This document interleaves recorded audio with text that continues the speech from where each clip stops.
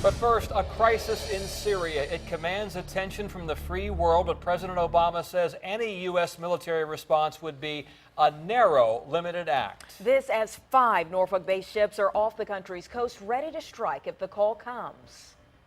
I assure you, nobody ends up being more war-worthy than me. When you have a regime that is willing to use weapons that are prohibited by international norms on their own people, including children, that they are held to account. The president stressed this will not be another Iraq, insisting any action will not include a boots-on-the-ground commitment. He seemed reluctant to make the case for U.S. military action. Instead, he let the Secretary of State take the lead. And it matters to who we are, and it matters to leadership and to our credibility in the world. We saw rows of children lying side by side, sprawled on a hospital floor, all of them dead from Assad's gas. There are reports that Syrian President Bashar al-Assad is preparing for a possible U.S. strike, that he is busing prisoners to serve as human shields at air bases around Damascus.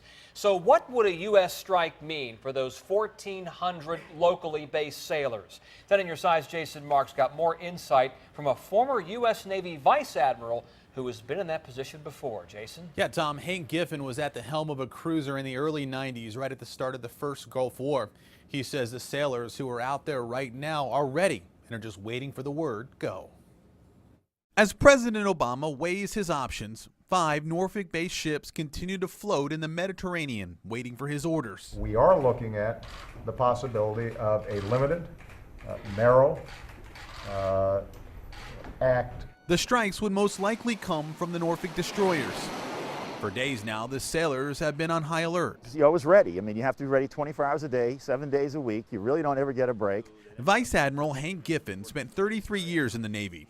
He once commanded the Atlantic Fleet Naval Surface Force.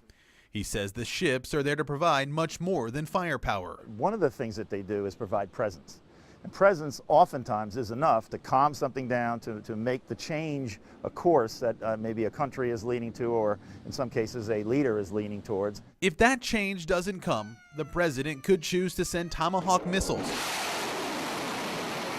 which cost about $1.5 million each. It's not a very fast missile, but it hugs the ground, and it has a way of finding its target. I mean, we've put one through windows of buildings, I mean, and they're very, very accurate. This kind of attack is a challenge to the world. We cannot accept a world where women and children and innocent civilians are gassed on a terrible scale. Giffen says when it comes to a strike, that decision isn't made lightly. A lot of times when you do something like that, there's a lot of long-range unintended consequences that you really have to think out very carefully. And, you know, what happens next? And that seems to be the center of debate in Washington. One thing is for sure, whatever happens, sailors will be ready. It doesn't take a lot to motivate today's sailor. I mean, they're motivated on their own. And Vice Admiral Giffen says focus isn't hard to find in these situations, and that's because the crews go through so much training and you only get so often to use it. The sailors could have their chance any minute. In the newsroom, Jason Marks, 10 on your side.